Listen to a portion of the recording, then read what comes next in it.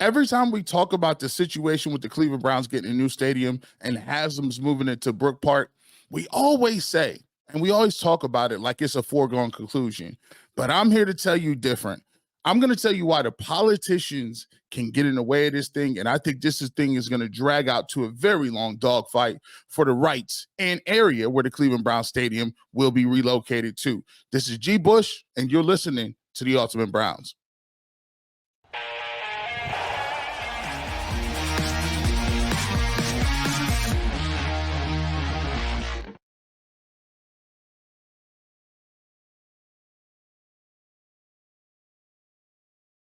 Welcome to the fastest 30 minutes in all of sports. It's your boy G. Bush right here on the Ultimate Browns. Make sure you continue to follow us. We appreciate the support we've been having over here lately.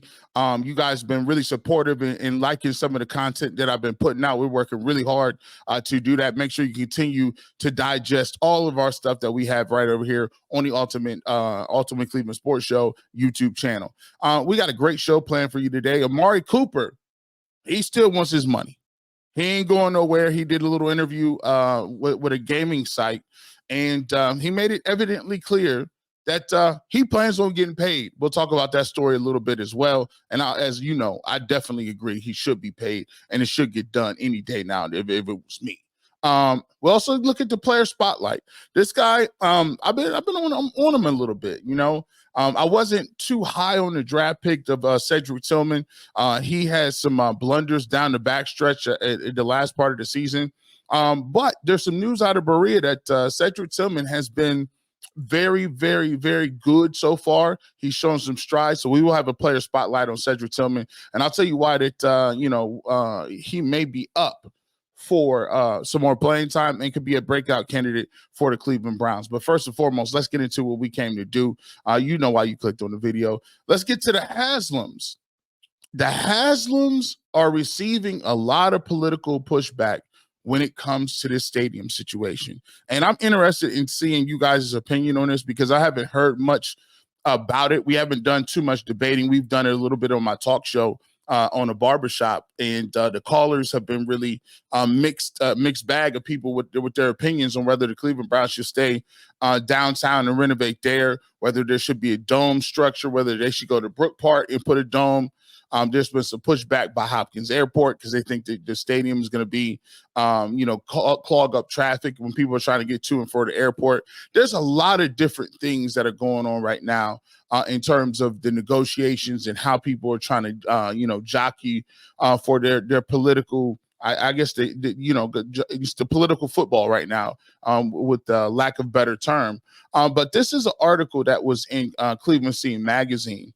And I'm going to read you a little bit of it. And it kind of talks to and explains the side of the politicians, because there is a group of politicians that are really trying to hold this thing back. And I think we can, kind of look at this article and tell whether or not what lines and what lines in the sand people are trying to draw in terms of this stadium. So let's go ahead and get to it. Let's pull this up. This is in Cleveland Scene magazine. It says, at recent panel, sports stadium financing experts warn against massive public subsidies for the Cleveland Browns. A quote says, and this is by Mark Oprea, and this was just yesterday, the 26th. And the subtext reads, there is zero evidence in 30 years of peer-reviewed academic research that a professional sports team in a city generates any substantial jobs, raises wages, or raises income or raises property taxes by giving subsidies to these stadiums, right? And so this is, the people that's on this picture are pictured are Ward 16 Councilman Brian Casey. And Casey was the guy, you guys remember back a couple months ago, he was the person who spoke about invoking the Art Modell rule, which is the rule that prohibits the Cleveland Browns from moving anywhere outside of the city of Cleveland. Technically, Brook Park, most people would not consider that moving a team, but the language in it is vague enough where he's saying that, hey, look, the Browns, when they came back, one of the conditions of the Browns coming back was that they were not supposed to move that team anywhere but the city of Cleveland. So in this picture is Ward 16 Councilman Brian Casey. and they fixed together a panel of stadium political experts and financial experts, Ken Silliman, Victor Matherson, and Brad Humphreys. So they have this panel of these individuals, academics, professionals, think tank individuals, who basically are coming up saying, hey, look, you guys think that moving the stadium is going to be all peaches and cream? We have data that's showing that just because you move the stadium out to Brook Park, or you move the stadium outside the city limits and you put a dome on it, does not mean that they're going to come with all types of different financial benefits from that. In fact, the article goes on to talk about, as we look at the second part, the article goes back and it talks about some of these studies. It says, Katie seemed to, Becky Casey, who was the face of the council's emphasis in the 1996 Art Mobile law that attempts to protect cities from billionaires seeking to pick up their team and leave, to gather 3 experts on the stadium deals to espouse the starry-eyed Clevelanders' wish for a shiny new dome mega place like Nissan Stadium in Nashville, or Jerry World in Dallas, or Los Angeles' behemoth that is AT&T Stadium. And a lot of times people have been saying, like, there was a big kind of like to do with the situation, because people were saying, hey, the Browns, Cleveland didn't get a lot of the things that we wanted to get. The Taylor Swift concert was a big thing going around the country. Obviously, the Browns, or the city of Cleveland, she didn't do a tour stop here. A lot of people were saying that was because of the facilities and because it's not inside. Also, people say, the Final Four, the women's Final Four, different things like that you can hold at dome stadiums, and the Browns don't have one. So that's why one of the reasons why there's a major push in order to do it.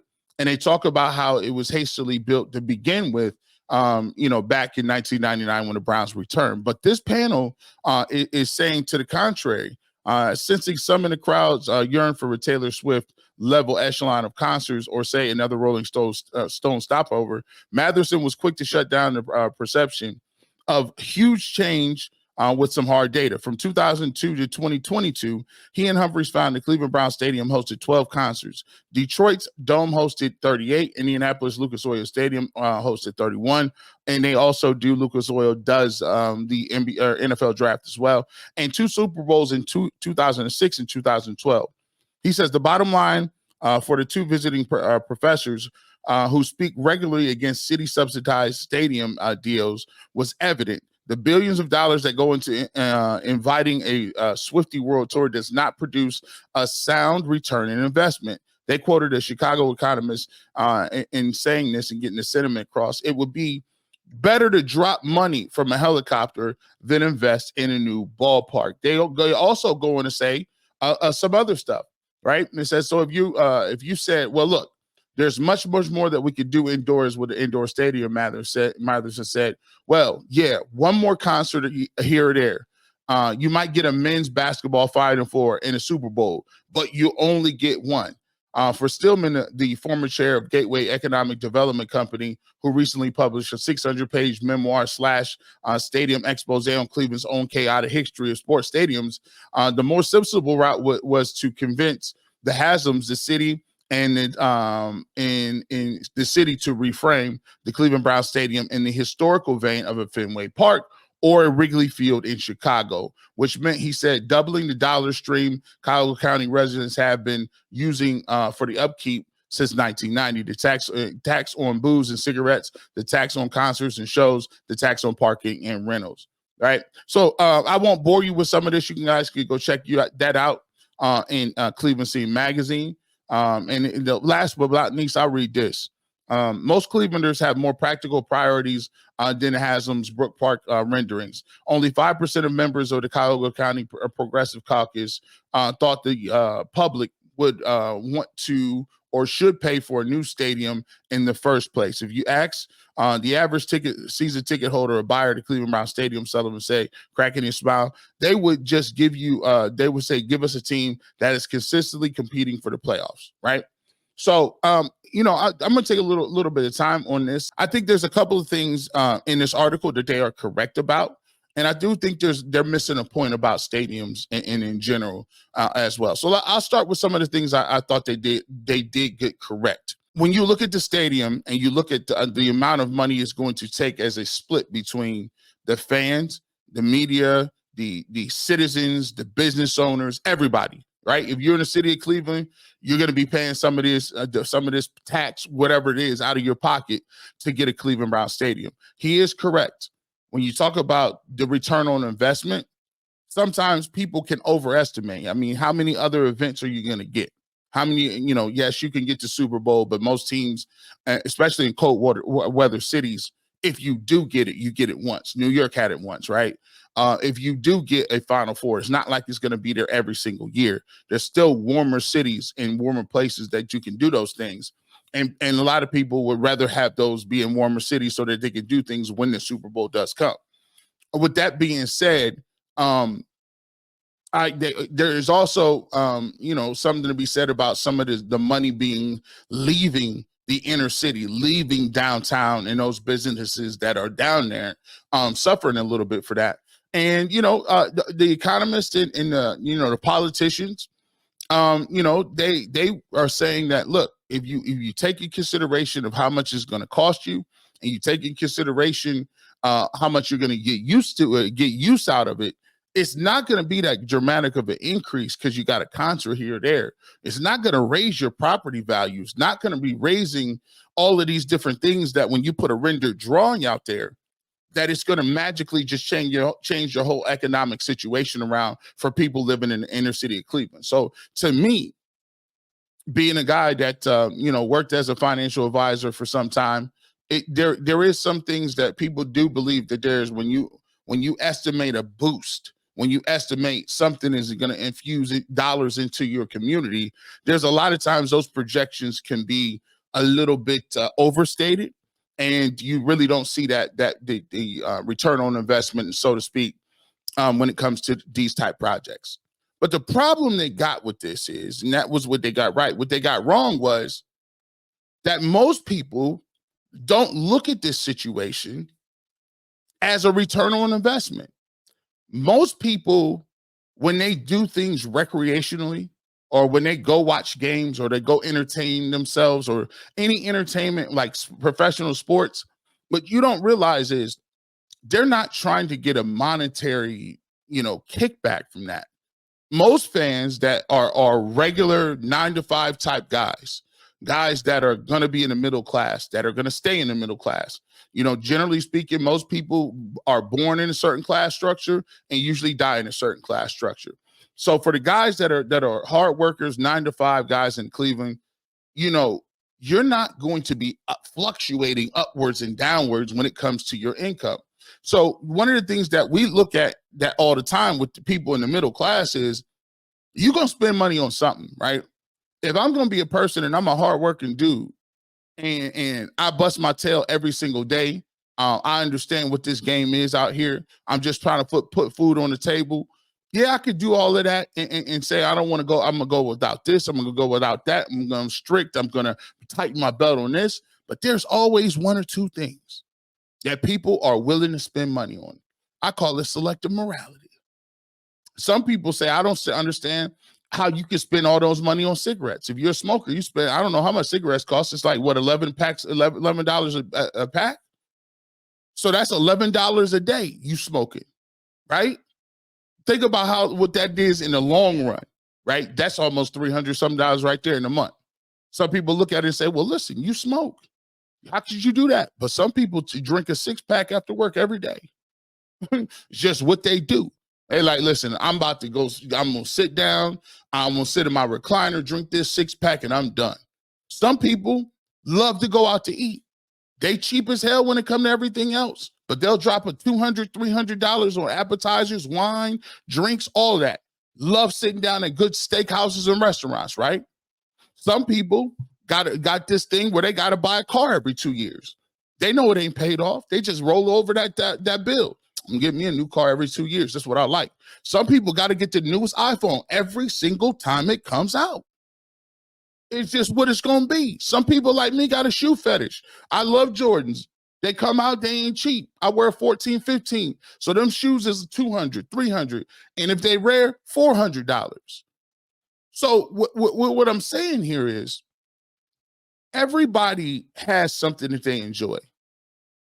And when you're a regular, everyday working cat, you need something to put your money into that passes the time by. And that's what you not understanding about the passion of football fans and as passionate as the Browns fan base is. They're not looking for a return on investment. They're looking for the investment in something that can create memories. You see, people don't go down to the muni lot because they're going to get something back from it. They go down to the muni lot so they can be around like-minded people to celebrate the Browns and enjoy themselves over the weekend. They don't care how much it costs to get in, $60, $70. They don't care about that. They care about the experience. They care about being down there with their buddies, drinking. Some of the things, people go to the Browns games, and even when the Browns is garbage, you know what happens?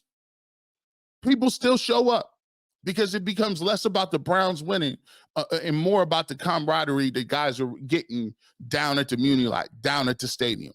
So when I'm saying, do you want to sign up? Do you want to be taxed extra? Are you going to pass this levy? Do you want to get the Browns a new stadium? I'm not thinking about what I'm going to get in return. I'm looking at an investment in the future. I'm looking at an investment in my recreation. Hey, listen, I can't change my life pretty much. I mean, you can, unless you hit the lottery. But look, man, if I'm going to work my tail off, I'm going to spend my money and enjoy what I love to enjoy. And people in Cleveland love the Browns. People in Cleveland like nice stadiums because guess what? They can watch the Browns in nice stadiums. We look at other places and we say, why can't we always have that? We look at all these stadiums and different things that they got. And when they gave us the Browns in 99, guess what? They rushed it. They didn't give us a dome. Nothing is, it don't look like nothing. The stadium is blah. You can't even really tell me what was the design features. So we was already feeling a certain type way when we got it. And here's another thing that politicians got to understand. And they think we dumb. Politicians always are telling you what they don't have money for. They're great at it. They're always telling you what we can't afford. But they still be giving tax breaks to all the rich people. Just sign it over. You're always telling me what you can't afford. Let you start talking about student loans. Let you start talking about childcare. Let you start talking about vouchers for good schools. Let you start talking about paid wages or increases in minimum wage. You talk about any of that. We ain't got it. We ain't got it. We ain't got it. We ain't got it. We ain't got it. Well, what do you got it for? It just seems like we don't got it for nothing. So if I can't let me just tell you how I feel. If I'm not going to get no student loan for forgiveness, no problem. I'll pay my loans. If I'm not going to get no universal health care, fine, no problem. I get it. People got to pay for stuff. If I'm not going to get no maternity leave and paid PTO and paid days off, okay. I'm going to sure as heck be able to enjoy my football on a Sunday. And I want to enjoy my football on a Sunday under a roof. And I want to do it in a nice stadium. And hopefully I do it in the AFC Championship game. And hopefully we can do it in order to get to the Super Bowl. Because to be truthful, when you lay on your death's door, right? When you lay on your steps, right? When you're in bed, right? And you got a couple hours to go. You think about all of the great times you had with your family. You think about the great times that you enjoyed watching the game with your dad. You remember the first time you took your kids to a Browns game. You remember all the times you was in a muni lot. You just remember how much fun you had with this common theme with people that you came to know and love over a lifetime, and you're thankful for it. No one sits on their deathbed and talks about, man, we really didn't get a return on investment out of that stadium. We really didn't get our money's worth. Because at the end of the day, that money is not trickling down to the middle class regardless. That money won't never it never gets to the bottom of the food chain. So while we sit here and squabble and continue to make rich people more rich, at the end of the day, is it something that I wish wouldn't happen, where billionaires continue to get new stadiums and the city had to pitch in, and the tax base and the tax people had to put in on that. But it's reality. It just is what it is. It's part of the game. Genie's out of the bottle. I can complain about it, or I can go down to the Muni Lot and enjoy the game in a nice new brand new stadium with my kids or my father or my family. I'd rather do that. So the politicians, they're gonna fight tooth and nail. But the one thing that they don't understand is fans think with their emotions and their heart, not with their wallets. Because if they did think with their wallets and their minds, the Browns wouldn't be as popular as they are, because they don't be winning anyway. But I'm just giving y'all something to think about. Food for thought, you do the dishes.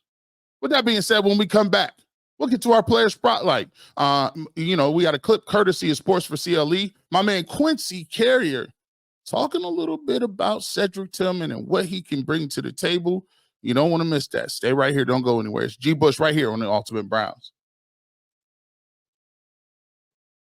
Let's talk about my people at FanDuel. Well, look, all season, my man Tyvis was on the parlays. He started to get hot at the end of the season. Maybe you were like Tyvis and put some money down on the NBA or the NHL. Baseball is in full swing, and FanDuel is the place to be to bet on every single game. Right now, new customers can get $150 in bonus bets guaranteed. That's a 150 bonus bucks, win or lose. Bet on everything from slap shots to home runs to slam dunks, all on an app that is safe, secure, and easy to use. What are you waiting for? Visit FanDuel.com/UCSS and make your first bet an automatic win. FanDuel, America's #1 sports book. Welcome back to the fastest 30 minutes in all of sports. It's your boy G. Bush. Let's get to our player spotlight. Cedric Tillman, I was down on him a little bit when they drafted him. People talk about we need a big body receiver. We need something.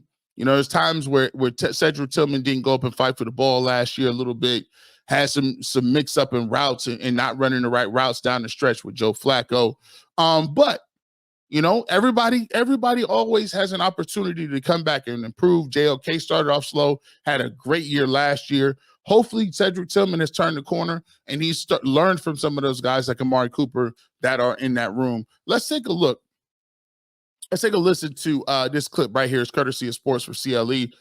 Quincy is, they're talking about Cedric Tillman and the possibility that he can be a breakout candidate for the Cleveland Browns. Potential breakout players for each NFL team. This from Pro Football Network.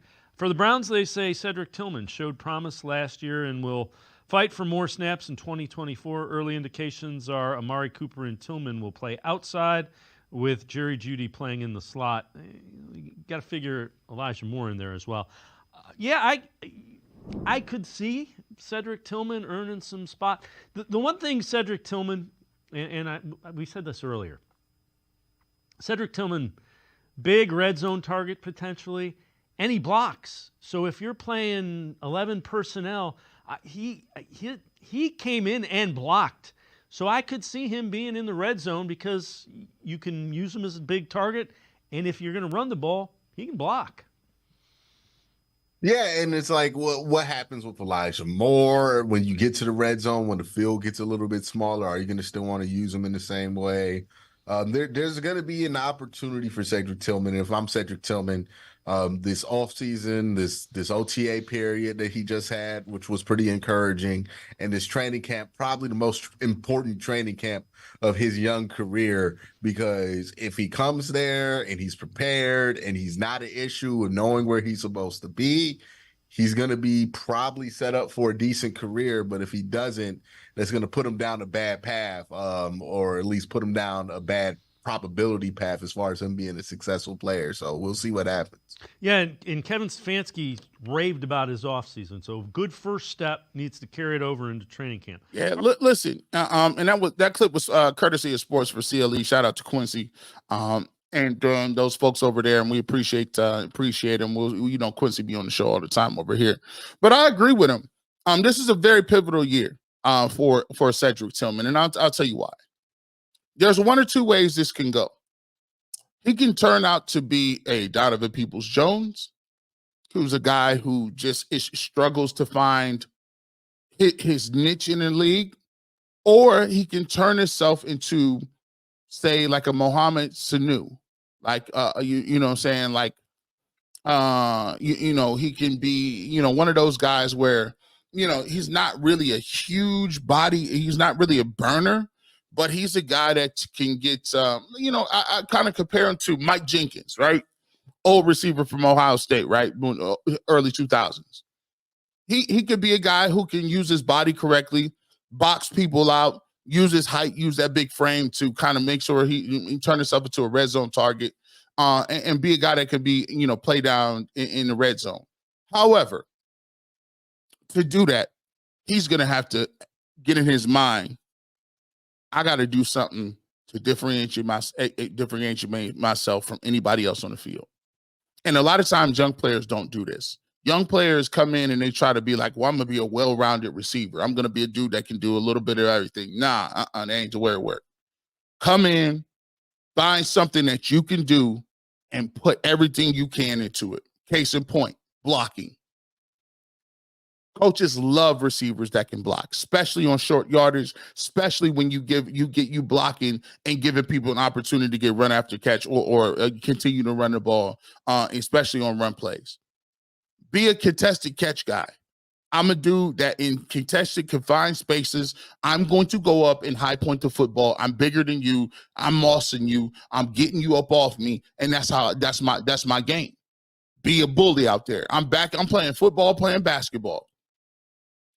Those are two things Cedric Tillman can do. But if he comes in and he tries to out Elijah Moore, no, that's not how you get on the field. Don't try to be what Elijah Moore is. Don't try to be some route runner and tactician that Jerry Jeudy is, right? Don't be that, because that's what Jerry Judy's skill set is. What you can get yourself on the field is when you catch the football, you refuse to go down. You that big, you tell them defensive backs, it's going to take 4 to 5 of you to tackle me. When I catch this football, I'm like a tight end in a receiver's body. That mentality will get you yard after catches. That will keep that physicality, will keep you on the field in short yardage and goal line. And those are some of the things that I think Cedric Tillman can do to get himself on the field. Can you imagine a big receiver like himself working in the slot on linebackers and guys like that and safeties running up and down the field? Man, that's devastating. That's devastating. But he has to find something that he's going to hang his hat on so that the coaches can understand, oh, no. It's short yardage. It's 3rd and 1. Cedric, woo. Oh, it's goal line. We need somebody to run that fade backside. Cedric, woo. You know what I'm saying? 3rd and 1. We going to throw the ball, or 3rd and 4. We're going to throw a quick 3-yard slant.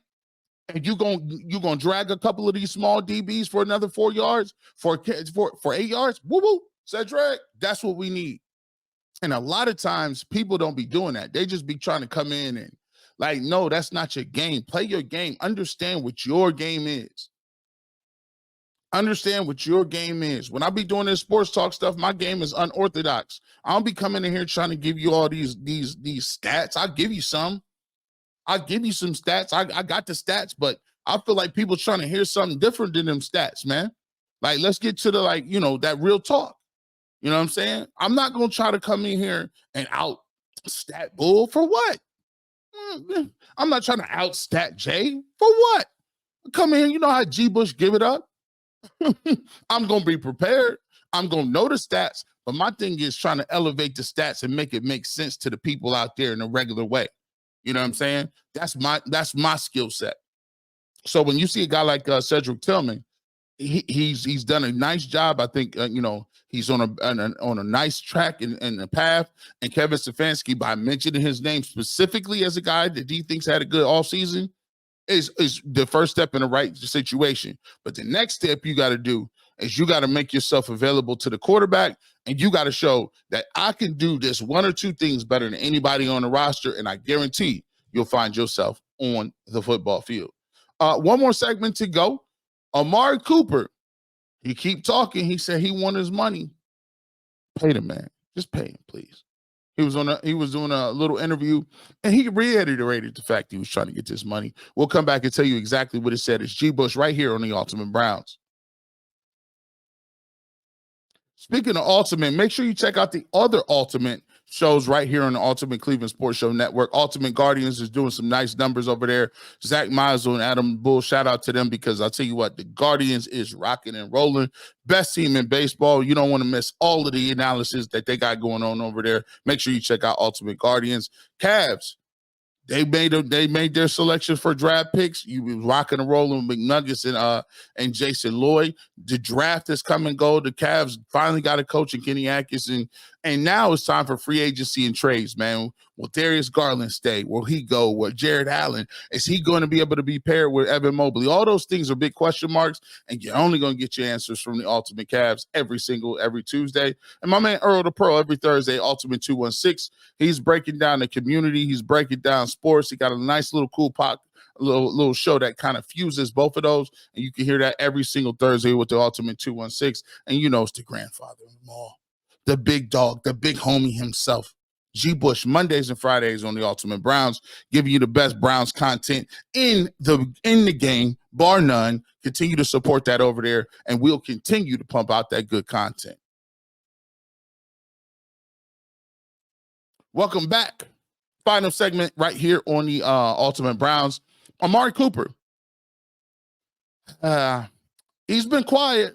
You know, they've been working behind the scenes for negotiation purposes, and I think they will get it done. I'll preface my conversation and say I do believe that they will get this job done. However, let's take a look at an article that talked about Amari Cooper, and he still reiterates the fact that he wants that bag. Browns Amari Cooper speaks out amid contract holdout. I'm trying to get paid this year. This was by Shana McKirsten. It was in, I believe, CBS as well, CBS.com. Cooper did not show up for offseason workouts or mandatory minicamp.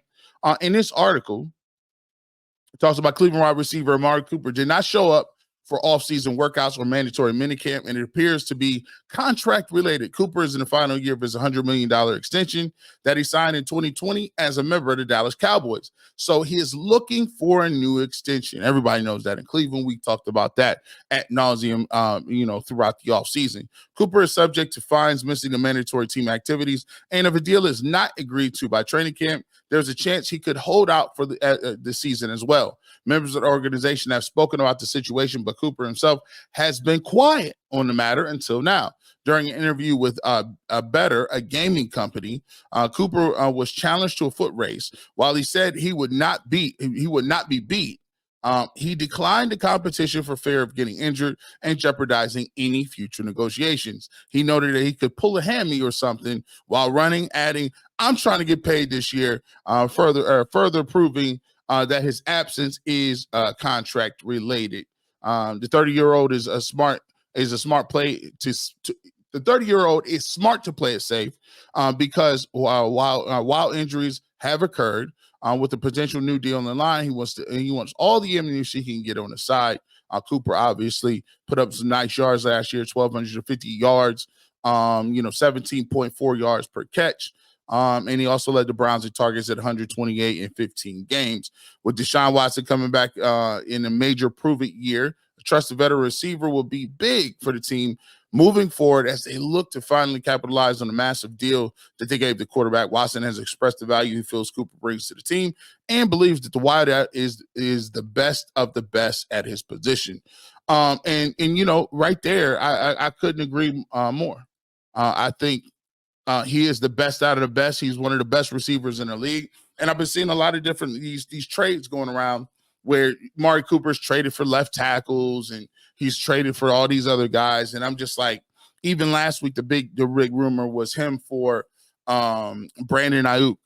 And, I had that blog that I put out last week, and I said I wouldn't do it because you can't have all these new receivers like Jerry Jeudy and Elijah Moore, who basically didn't play with Deshaun Watson all that much last year. And if you trade him for another receiver, that means you got 2.5, receivers that is just like they don't have any chemistry. You're starting from scratch. It's a new offense. We don't have no time to be sitting back waiting for that chemistry to develop over the length of the season. We need a guy we need a Cooper to be ready to go when the season starts so we can hit this track running. And For me, I just think it's one of the things, and I put on record, I think they will get it done. I think, they're just trying to figure out, and plus, Amari Cooper is a veteran. He doesn't want to rush back into training camp. A couple things from Amari Cooper. He's going to be professional, so he's not going to say anything about it. He's going to let his agent handle it. He's also going to come back in shape. He's a great tactician and route runner. He's a great locker room guy. So, if there's anybody that can survive outside of the framework of what they're doing over in Berea and why he doesn't need to be at OTAs or mini camps or mandatory camps, it's a guy like Amari Cooper, because what he brings to the table and you understand what skill set he has, and he's a proven veteran. I just want the Browns to go ahead and get this done so we can keep it pushing, because at the end of the day, I still want that chemistry with him and Deshaun Watson. I want all of the reps I can get between now and when the season starts, because when you look at that schedule, and I've talked about this before, Cleveland Browns have they ain't got no time to be half-stepping. They start right now with a team like the Cowboys. And it's imperative that you get off to a nice start. It's imperative that you get off to, especially when it comes to winning at home. You got to be able to win at home, because the back of the schedule is backloaded where AFC North teams, where that's gonna dictate where you're gonna be and how you're gonna be seated in the playoffs. So for me, I want that connection to start now. Am I panicked about it? No. On a scale of 1 to 10, how much worry do I have about it? A 2.